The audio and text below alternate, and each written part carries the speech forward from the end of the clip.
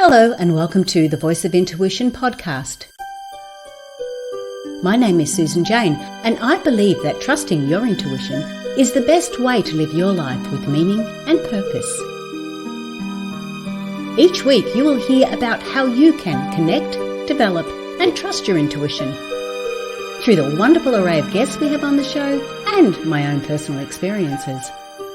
Join me to understand how your intuition can guide you towards a life full of meaning and loving purpose.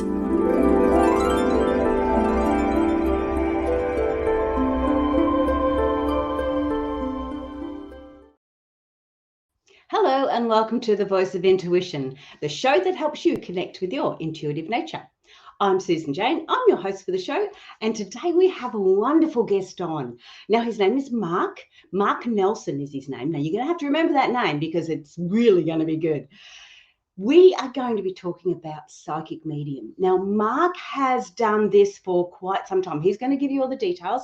Like I said, it's better for him to tell it because he can say it right. I can only just guess. But he is going to go right down into what psychic mediums are, what it's all about. The different tools that he uses, like psychometry. What is that? How do we do that? And I want you to get an understanding of all the elements of what psychic medium is all about. Because when we have this understanding, when you do go to pay someone to do a reading for you, you have an understanding of what you want to get out of it. Because we need to be mindful of that. It's too easy to hand over money and not get what we want out of it. So with this, you're going to get a lot of learning, a lot of understanding, and Mark is going to be there to stand by you to make sure you get the best out of what you need to do. Did that make sense? Yes, I think it did. Anyway, let's introduce Mark into the show. Hi, Mark. How you going? Susan, hey, it's nice to be here. Thank you. It's great. And I just love where you go with the show. I appreciate it. It's just so exciting. So I hope I can be of help to the people who are listening to your podcast. Oh, you will be. Don't worry. I'm going to make sure. You're going to make sure. Uh-oh. Okay. Yeah. I'll be good. I promise. They're the rules. So Mark, it's lovely to connect with you. Thank you for being on the show. That's one of the main things too, because it's lovely that you can share your knowledge and your understanding. You have an amazing background with this, and I want the people to get a bit more of an understanding of who you are and how you got to where you are now. So would you like to share a little bit of your story, please? Sure. Well, I go by Mark Christopher Nelson because there's so many Mark Nelsons out there. I mean, there you throw a rock out a window and you will hit someone named Mark Nelson. So I go Mark Christopher Nelson. And I have I read for people around the world, basically. I have clients from Australia to the UK to Eastern Europe to Mexico. China, Asia. I've been really blessed by that. But it didn't start out there at all. In fact, I didn't know I was psychic my early years. But I learned about my psychic ability through a tragedy. When I was 11 years old, my father was killed in a holdup. And he went to work one day. He didn't come home. And then we tried to cope with it as best as we could. We didn't really have a great system for it. There were no counselors around for the most part. It was just family trying to sort it out, get through this shocking development. And also, too, I've come to recognize that losing someone suddenly is very different from losing them over time. You get a chance to be prepared. We weren't prepared. We didn't know what was coming. But anyway, a month after my father's funeral, I'm 11 years old. I'm trying to act as if everything is normal because I don't know what else to do. And I start raking leaves, and because it was fall where we were. And I look up and I see my father standing in the driveway, and he looks solid. I wasn't trying to examine him for the greatest details, but he looked solid. He looked real. And all of a sudden, all I could think of was, I'm losing my mind. I have no point of reference for this. I don't understand how to deal with it. And he's smiling, and I hear him say, I'm okay. I'm okay. And then you will be too. And then he just smiled and disappeared. And I had to remind myself to breathe. So, and then I saw him again at my school another time. I'm trying to pay attention in class, and everyone thought I was this daydreamy kid. That's how they described me. Well, I look over and to the side of my out the window, and I see my father again. I'm just okay, Dad. I don't know if you're here, why you're here. I don't know how to handle this. Please go away. And so he did for a couple of decades. Flash forward, I have a career where I work as a writer. My wife and I bought a house. We have a little girl, and I'm just thinking to myself, I wish my dad could have met my wife Barbara. And then I hear this voice in my head say, I have. And so all I can think of is, okay, so this is the onset of schizophrenia. I mean, I really, what do I know? This is what schizophrenia looks like. Great, this is great. I'm firsthand experiencing it. Then I gather myself and I say, if you really are dead, tell me something I don't know. And this voice says, your brother Glenn is surrounded by green ivy and white walls. To me, that sounds like, spy talk. It's like the moon is green and over Belgium. I mean, I don't know. But my brother Glenn actually lived on the other side of the country from me at the time, and he was near my mom. So I called up mom and I said, I had a dream about Glenn being surrounded by green ivy and white walls. Does that make any sense?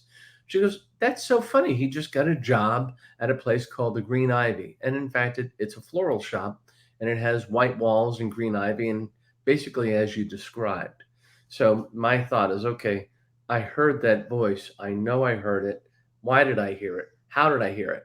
And so I took another walk. And that's really when I heard this. I was out taking a walk, kind of collecting myself.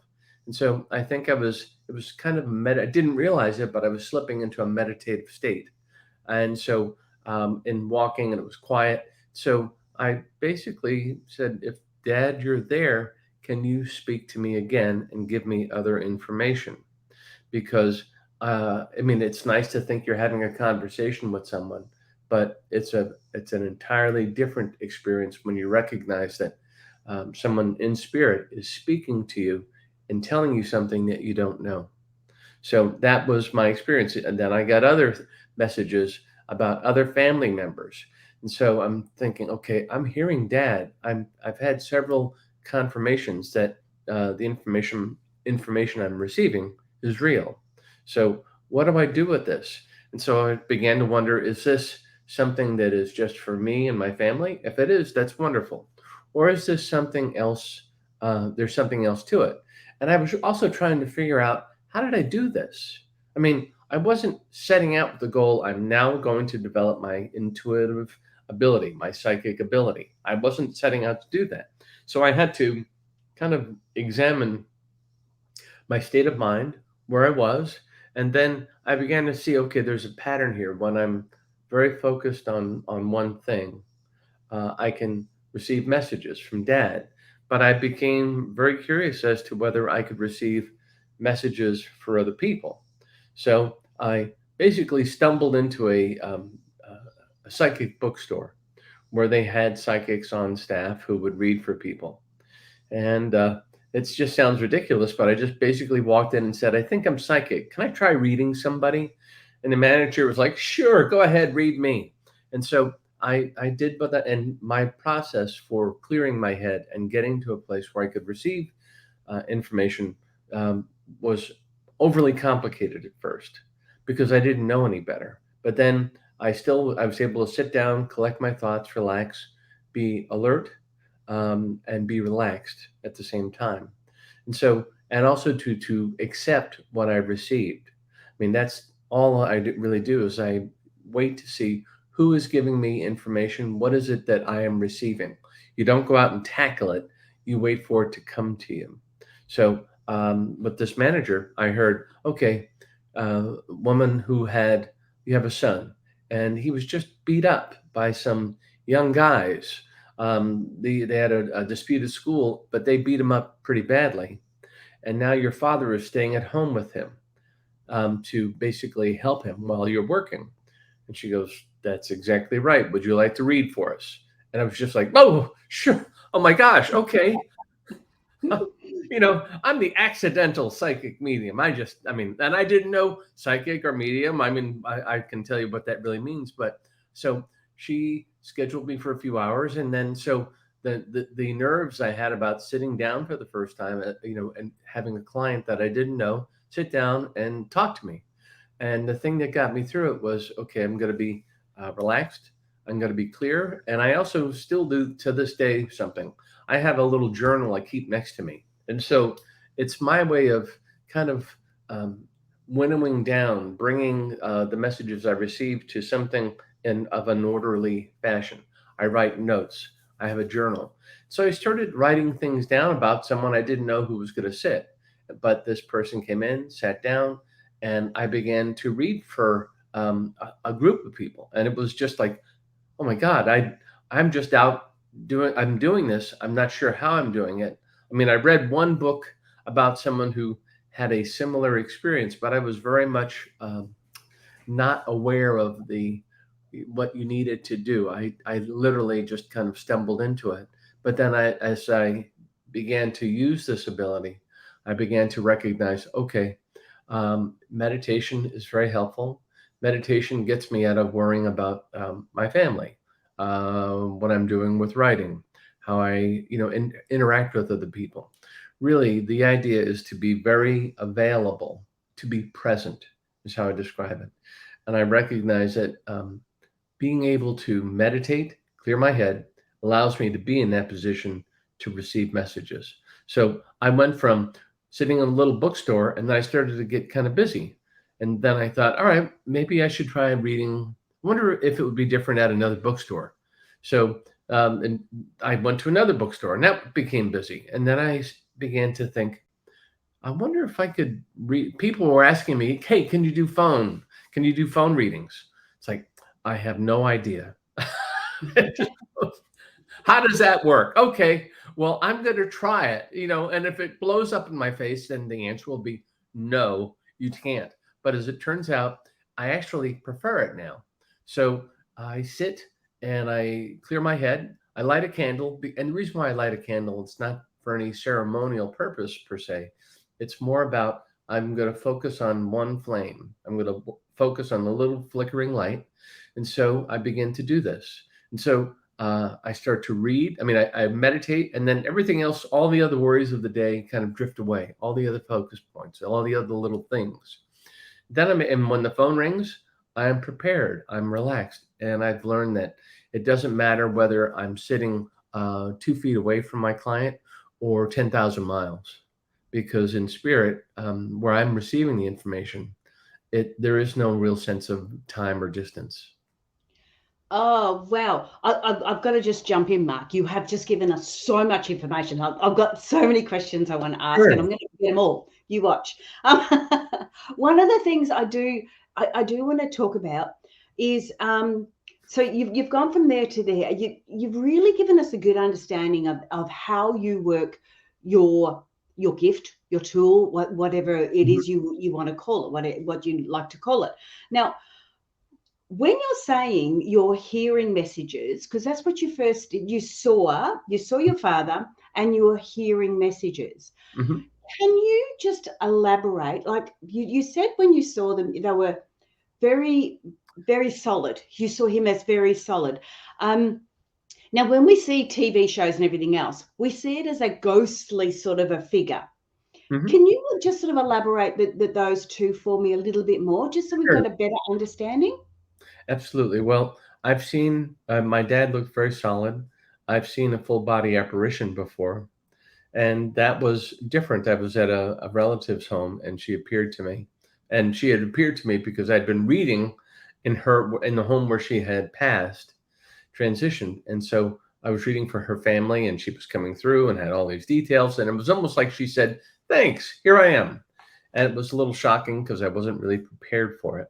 But when I say I hear them, the truth is that if you do have this ability, it depends. It's a two-way street. If someone I'm reading for wants to present themselves physically, I can see a little movie. If someone wants to just whisper in my ear, I'll get just that sound, their voice. And so through my personal experience, I see people in spirit. They look very real. They look pretty of this world, and then they just kind of go away. I've also had it in my head where it's like, I don't know how I know this. I just know this, and I see someone doing something. I see someone running across, like little movies is how I describe them. I see little movies where someone is running across a field, they get shot, they pass. Makes me think, okay, there's someone passed in a very violent manner. I've also have uh, my spirit guides have something of a shorthand for me. Say, for example, I see someone who sits and I start sketching star. Okay, it's a star. It's a law enforcement or armed services. So, okay, so the person here is coming from, they have a military background. They are showing me a star. I've had people that often veterans go into law enforcement because they're comfortable in that very physical, sometimes physically challenging environment. So I Mm. see them all. I see pictures, words. I hear things. I hear things in other languages, and it's really amazing. So when you as you said, you saw your father as I know this sounds a bit strange, but as a solid object. You saw him as you would normally see your father or a I parent would or a say, how person. about 90% solid? I Oh, mean, when I okay, think right. it's But like what do the you call essence of him? him was there, but I was so mesmerized by his face and his countenance, his physicality. I Yeah. I can't say that he looked as if he just walked up to me solid as can be. I see Okay. him. It Yep. was as if the little edges of him were perhaps a little fuzzy. Fuzzy. Okay. So what then you said you saw an apparition. What is the difference? You like your is it the same thing? Is an apparition different to say how you saw your father? That's a great question. I would say that they're very similar. Mm-hmm. The lady I saw, my wife got up in the middle of the night. Our daughter was crying in the other room. She gets up and walks away, says, I'll get her. I'll take care of her. Okay. And so I'm sitting up in bed. I know my wife, Barb, will be back in 2 minutes. So I sit up and I look down and then I look up and there's an older woman in a little nightie and she's smiling at me and she's standing there and I'm looking at her going, hello, who are you? I mean, I was not in reading mode. I wasn't in medium mode. And Yeah. again, she just looked at me and disappeared. And it was as if I got an electric shock. I was up and just, okay, I know I just saw her. I was talking to her. It wasn't a figment of my imagination. Then my wife comes back and said, why are you up? So I just saw, I can't remember this aunt's name, but I saw her. I didn't even know what she looked like. And then I went up and talked to my brother-in-law, who was actually getting up. It was early in the morning, and he was up early for work. I said, "Did your mother look kind of like this, and this?" Yes, I just saw her. And so he said, "Do you see?" Oh yeah, she shows up. I says, "Well, you should have told me. Would have been nice, would have been nice to know. You know." Absolutely. Yeah. So Okay. they're So very solid and very clear. very Not clear. Yeah. They can Yeah. also look like um, you'll get an outline. You'll see something that appears to be a little amorphous in terms of how it appears, Mm-hmm. a little unstructured, but you'll see a figure, a body, Yeah.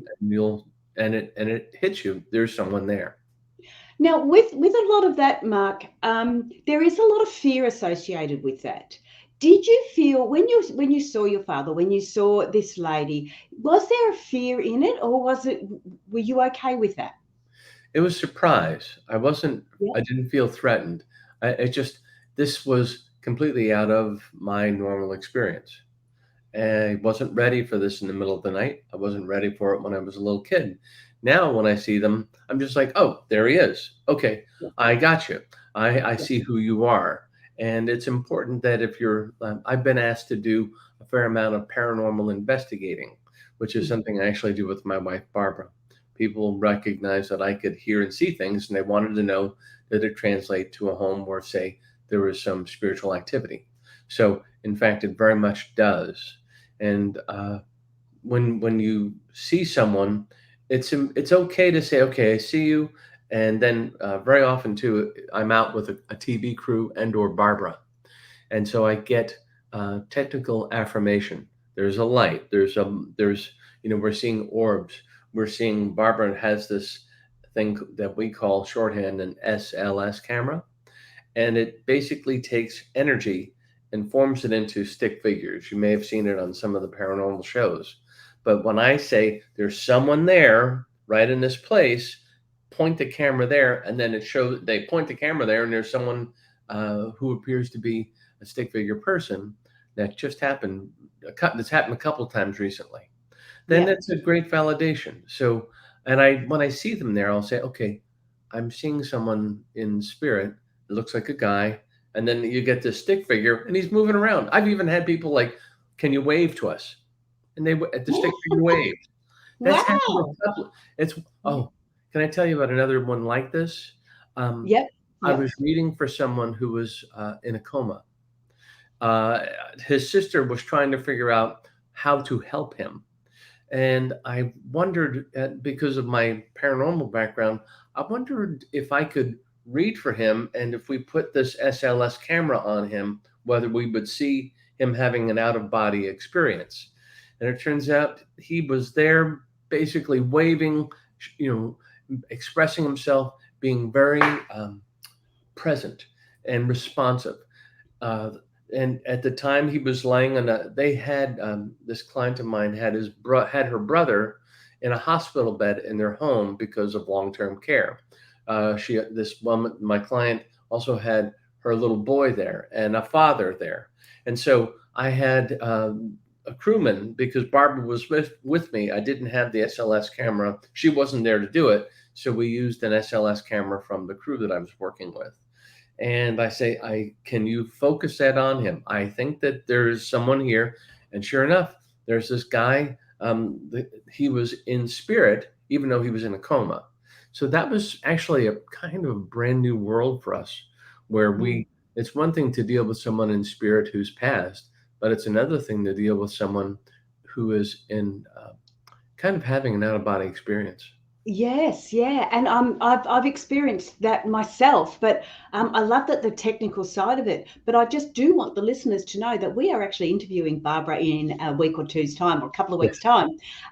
So we're going to get a good understanding of that side of it too, because I am really interested in that side of it. But I've always believed, and you've just sort of told me that it, like you've actually witnessed it. But I've always believed that when somebody's in a coma, that it's because their spirit is still attached, but not necessarily in the body. It's sort of just, not sure what it's doing. A very good example of that. This guy was lying in a bed and he couldn't see like who was coming in and out of the room. I was oddly enough, I was doing this via a Zoom.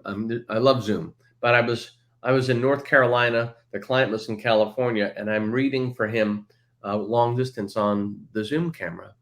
And Mhm. then I get this message. Okay, someone in a red shirt just entered the room, and there are people in the room. So how can you see that? It's dark in here. And then I realized that the guy in spirit is telling me this because it's not dark for him. He's right there. He can see Yep. who it was. And it turns out that my client, Jen's little boy, was wearing a red shirt. So I thought that was a pretty good indicator. And the idea is that he couldn't physically see him. Not to mention he couldn't talk, but he's telling me in spirit, okay, there's a little boy in red, and also too, I'm Mhm. just picking it up as I go. Little boy, Yep. red shirt, someone in red shirt, and Yep. so that was validated. And so when you get Yeah. these on the spot validations, they're really fascinating. Yeah. Yeah. And I love these out of body experiences. The other thing I wanted to ask you about too, Mark, is you. Oh my goodness, I've just gone blank. Oh, okay, I know what it is. Now, we talked about seeing apparitions or actually physically seeing spirit. Mhm. Now, I have never done that, but I have seen them with the third eye, like Yes, me in too. my head. So, like you say, the little movies, and so that's another way that we can actually we're seeing what's happening or what's happened or what's going on, and that sort of aspect to it. Can you can you explain that a little bit more or Sure, happy to. Uh, think of it as if you're remembering where, let's say, your significant other goes to work. You in your head can see him or her, what they were wearing, walking out the door with, say, car keys and a briefcase or a laptop. You can see that vision. It's a almost, imagine a memory that you haven't had yet. You can see it. You can paint it in your own mind's eye, but uh, yeah, I mean, it's like a snapshot, but it's one that you have in your head. I mean, all of us here have people that we can remember in sharp detail. If there's someone close to us, we know what they look like. We know where they are. We can describe in pretty good detail what our bedrooms look like or what our car is, or, all of these things. It's like that. It goes beyond, okay, I'm taking a picture. It's almost like a state of already knowing, and you're not sure how you know it. You just know it. Yeah, yeah. Um, I don't know if this is how you've seen it. This is how I've seen it sometimes too. Is that I just get like you say, a snapshot. So it's just a picture, and it's like, well, what does that mean? And Mhm. I know that, like you say, when you meditate and then you sit in it and you sort of get an understanding, then you can actually go, okay, well, there's a picture. Let's zoom in on that area. What does that person look like? Where is the environment? And you can actually zoom in, and it's like you had a photo and you're actually zooming in to the Mhm. photo and seeing what's going on. Is that sort of one way of you how you do it? Yes, very Yeah, much so. I will. The other thing too is that I don't always understand what I'm getting. It's like yeah, I will see something. All right, I'm seeing someone, a tall doorway, and I'm seeing that it looks out onto a lake, and I don't know whose house this is, but this woman who is coming through in spirit is describing. I have to think that this was a view that she enjoyed frequently. Yes. Oh, yesterday, a client. Um, I had this visual of a little white pumpkin, and one of her best friends, this client from yesterday, had a had a friend who grew pumpkins. But even more to the point, she was up in her closet and a white pumpkin, and I was saying not just pumpkins, white pumpkins.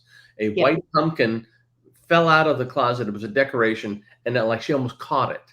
So to me, that's it. If I'm finding out or seeing things that only happened to you by yourself yesterday, and it reminded you of your friend, and your friend is showing me this, it means two things. Your friend is with you, even when you're not aware of it, and she's perhaps in your home. I mean, she's standing next to you. I don't know if she was next to you when it happened, or she can just get into your thoughts and think about how you thought it was funny that you found this white pumpkin when you were thinking of her. Yes, yes. Oh, I love that. Okay, so we've talked about that side of it. I want to get a little bit more of an understanding about the hearing side of it Yeah. too, because I know, like, okay, so when we have these visions, like you say, rather than actually the seeing, but the vision in our head, sometimes we sort of think, well, like you said, oh, I'm going crazy. But also when you're doing the hearing, when you're starting to hear, and one of the things that really resonated with me when I was hearing is the fact that you're hearing things. You can hear, like with my sister, when my sister passed, a few years later on, I could hear her voice Sure. very, very clearly. There was no doubt it was anyone else or anything else. It wasn't my imagination. It was definitely her voice because you could hear it differently. Mhm. Can you go a little bit deeper with that for us? Sure. Well, there's something. I mean, when we are quiet, I've learned to discern the difference between my voice and the voice of someone who is speaking to me that maybe is in spirit. Um, their voice, it can. I almost feel like, okay, I'm in the groove. I'm where I'm supposed to be. I'm getting the messages now, and I know that this isn't something. I'll hear it with an accent. I'll hear it sounding a little bit different than my intonation. I've actually received messages in another language that I had to phonetically explain to a client. I was reading for a woman who had lost her daughter, and this woman she had an accent that sounded European. I wasn't quite sure what it was. I mean, she was very articulate, had a had a great speaking voice, but I heard something else there. And we were wrapping up, and I kept hearing this odd word. I wish I could tell you what it was, but I said, does this word mean anything to you? And I very phonetically said, blah, blah, blah. And so she goes, you just said Christmas tree in Russian. And it's like, Mm. really? And then I realized, oh, your daughter passed right before Christmas. She's telling me that you haven't put up a Christmas tree since she passed. She's very adamant that she wants you to put up the Christmas tree. She wants you to start enjoying the holiday season again, and to know that she's with you to enjoy it. So that just made my hair stand up a little bit. It still does when I think about I have no business speaking Russian. I don't know how to speak Russian, but she helped me. And the idea that it was this young woman and her mother both spoke Russian and English. So the idea that they both, this was a language that they were familiar with. I've also had it where I was, can we talk a little bit about electronic voice phenomena? Oh, yes, we Okay. certainly can. Yes. Okay. Well, that's another area where it's like you think you're hearing something, and you can. The idea is that you ask a question. Let's say you're in a place where you think that someone in spirit might be there. Ask them a question, but when you do it, have a recorder on, and then give someone the opportunity to respond. So let's say you have a recorder on your phone, or you have Mhm. a little digital recorder. If you speak to someone and say, I would like to know, is someone here? And then be quiet and give them a chance to respond. And it's happened on countless occasions where we get a voice because they are, and you explain to them. Also, it's interesting that someone who may have died 200 years ago may not be familiar with what a digital recorder is. So Oh, just be conscious and say, look, you may not be familiar with this, but if you speak next to this little device in my hand, we can get a recording of your voice. More contemporary people are going to know what it is. So you just take the position that I'm dealing with a conscious being. Conscious being, depending on when they were alive, might have a great understanding of what digital recording is, or they may not. They might not. I can tell you, we were in this one house that was actually associated with a pretty famous murder in the Los Angeles area. Um, there's, I don't know if you've heard of Sharon Tate and the Manson family. yes, But, absolutely. okay, well, we went in and I heard, okay, J.C. Bring is here. And he says, we had big plans. And so, all right, great. I'm just saying that. He says he had great, we had big plans. And so I just go ahead and I'm doing what I'm doing. But then the camera team, or the camera crew said, when you said that, we heard you say I had big plans, and then we got another voice saying I had big plans. So we hear it twice, and only one. You only say it once. So I said, well, that's J. Sebring. That has to be J. Sebring. That's why I'm. It's like I heard him say it, and I just kind of, you just throw these things out as you go because I don't know. All right, that's what I'm hearing. I have to give what I get. Yes. Give what you get when you do a Yes. reading. Yeah. Yeah. Because it's not about you making sense of it. It's about them making sense of it. Exactly. It Yeah. would make Yeah. no sense to me. Yeah. It's like some of this stuff. Yeah.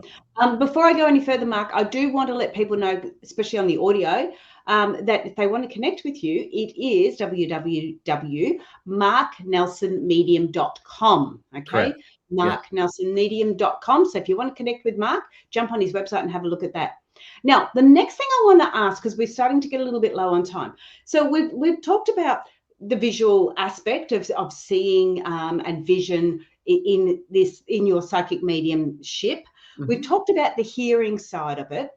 What I really want to go into now is the preparing yourself for it. You talked about meditation, and I know a lot of people who are meditation, but one of the things you did say when you were talking in your introduction was that you went walking. Mhm. Now, I refer to meditation as two forms. I refer to it as a passive meditation and an active meditation. Great. Yes, I agree. Yeah. And the active one is when you're physically doing something. And so you allowing, and not something over the top, but just basic like walking, and it allows those intuitive messages to come through, or it allows those psychic messages to come through. Mhm. And I really like that understanding on it. So can you just give us a little bit more? I mean, all right, you could turn around and say people go for a walk and you'll get messages, but that doesn't always happen. No. I know I did quite a few years of passive meditation before I could do the active one Uh-huh. well, if for want of another word. But you were talking about, do you have a 7-minute meditation? What was it? 7-minute? Take a 7-minute vacation. That's it. 7-minute vacation. Can you go through that a little bit with us? Sure. Well, we all have moments where we have kind of a uneasy feeling about something is wrong. I cannot put a finger on it. Kind of undescribed anxiety about something. So what I started to do is that I wanted to meditate to see if I could determine what was bothering me, what was getting on my nerves. So, but I've also said, back to the point of the 7 minutes, is that a lot of people I speak to say, I can't meditate. My head's like a ping pong ball. I'm all over the place. I can't focus for any time at all. They all think you have to go up on a mountaintop or sit in a room with 1,000 candles. No, keep No. it simple. Keep it short. Do what you can. It's almost like I can. I'm going to a gym and there's no way I can do this. I can do this. Okay, I can do this. That analogy applies to meditation. So if you tell me you can't meditate for more than a minute, well, try meditating for a minute. And what that means is to be in a relaxed but alert state when you're letting your mind be clear. And so, okay, you did it for 1 minute. Can you try 2 minutes? It becomes something that you build on. And so I use the 7 minute analogy. It's like if I can just get a few minutes, I can usually determine what my unspecified anxiety is about, or if there's a message I need to receive. Excuse Oh, me. bless you. Oh boy, that's a good one. And so that's what I would ask people to try. If you can't, Mhm. people, oh, I can't meditate. I can't get into this. I can't do it. Stop at the I can'ts. Uh, Yes. try I can. How about I can do it for 30 seconds? And then you get comfortable and you build yourself up. And then once you're able to do this for a few minutes, 7 minutes, you can, it's also too, it's not something you have to do. It's a vacation from everything that you're already doing. It's like, Mm. I need a little break. I need a little time to catch my breath, to be present, to let go of my fears and worries. So Mm. when you do this for, say, a few minutes, you're actually giving yourself a little gift.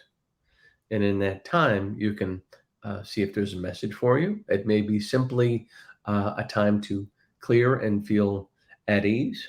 And both of those are good. By the way, mentioned briefly about two different kinds of meditation.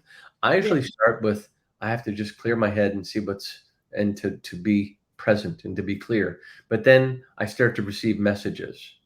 And so it's a 1-2. And so I think that people who want to get to a point where they're working with their intuition should first try to find that clarity. It's almost like I'm leaving a door open so that I can receive a message in.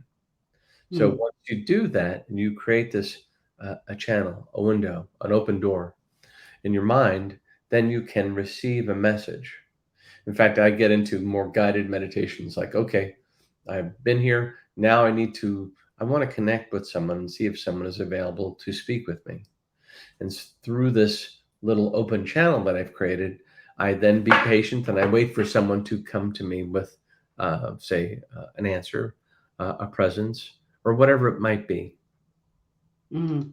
Oh, yeah, I like that. I must admit, I started off with guided meditations first to sort of help me sit and be present.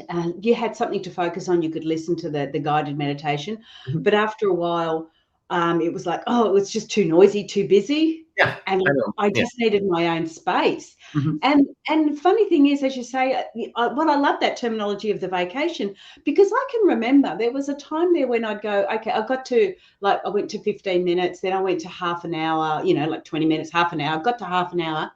And I remember there was a time there where I've gone, I would sit for an hour and a half and think, I don't want to come back. It was like a vacation. Oh, It it's was like a wonderful. holiday. It's relaxing. You let Yeah. go of the things that stress you out. Yeah, and when you do get these messages, it's like, "Oh, well, that was cool."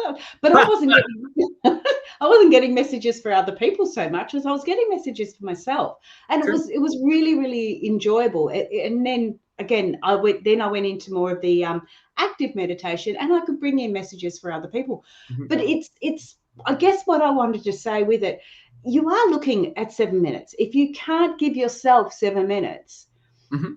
and like you said, if it's only a minute to start with, I always focus on making it a habit rather Yes. than worrying Yes. about the time frame.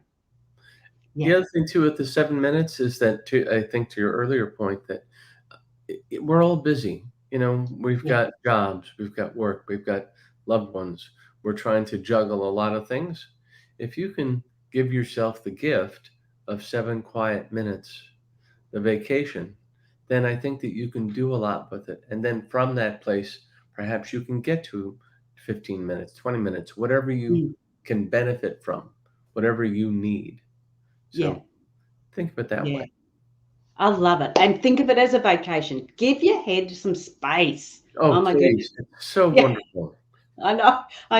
And when people do say it's hard to do, yes, it is hard to do. But so is climbing mountains, so is working on internet, so is there's Yeah. lots of things that are hard to do, but they're so beneficial for us. So yeah, Yeah.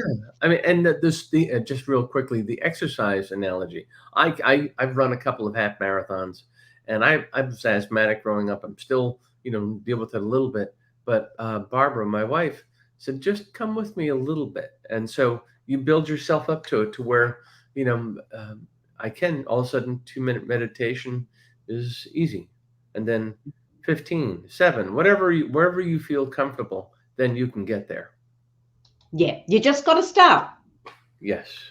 Yeah, yeah, cool. So Mark, we are running out of time. Is there any last? Oh, hang on, before you go, remember marknelsonmedium.com. Jump on the Yes. website. Um, Yes. any other any lasting messages you want to leave? Well, consciousness survives the body. Always know that consciousness is, if someone passes, it doesn't mean that they stop caring about you. It doesn't mean they stop loving you. It doesn't mean they're not interested or participating in your life. They are. They are there. They are with you. And so be conscious. Consciousness survives the body. And it allows you to recognize that the people you want to talk to can be there and you're not trapping them, you're not holding them. They want to be there to communicate with you because they still care. They still love you. Oh, that's great. I love that. The other thing, just before I say goodbye, the other thing I've always looked at, and I'm not a religious person, Mhm. but in the Bible they say we have everlasting, not love, eternal life. Yep. And I've always looked at that spiritual side of us, that conscious side of us, that side of us is that eternal life. The Well, physical body isn't, but that conscious side of us, mhm. I just feel is eternal. That's why you're saying they're still always there. They're still around. They're Yeah. still present if you need them. Yeah. The other thing too is like I do believe in reincarnation. Because I've Yes. asked people in readings, someone's coming through in a reading, and I come from a Catholic Christian background, um, Yeah. and I still pray regularly. But um, when I talk to people, my first impression is, well, you're not in hell, you're not in heaven. Where are you? And they tell me I'm in between. You're in Yes. between lives. Okay, that explains. All right, so that's all I need to know. And that are you planning on coming back? Not right away. Sometimes they want to learn more. They want to um, think. It's here's a great analogy. I'll leave you with this: is that when you're in high school or whatever your like higher education, often there's a study associated with a lab. The study, you listen to a lecture. And then in the lab, you try to practice what you've learned. So Mm, I've always felt that the study is in between. I mean, the uh, the lecture is our in between time, but the lab is when you come to Earth and you practice and you figure out, does this work? Can I be loving and forgiving? Can I deal with hardship? All of that. And so it's this learning versus lecture, hands-on versus the other. And Yeah, that's exactly how I look at it. That is so that's the theory, and then they've actually got to put it into practice. We can learn how to ride a bike, we can read all about it, or how to swim, read all about it, and get all that understanding. But until we actually do it, you really don't know how to swim. You really no, don't know how to ride a bike. no. Yeah, And so yeah. that's what we learn. That's what we do. So, I love it. But we do have to go. Thank you so much for being on the show, Mark. It's been really good. I look forward to seeing Barbara next week or the next couple of weeks. well, Susan, this has been fun. I hope we can. I feel like I'm just getting started talking with you. I So know. we There's didn't so get into much to get. psychometry this time. So maybe next time. Oh, we forgot. Yeah, didn't get into psychometry. Might have to book you in again because I'd love that understanding of it too.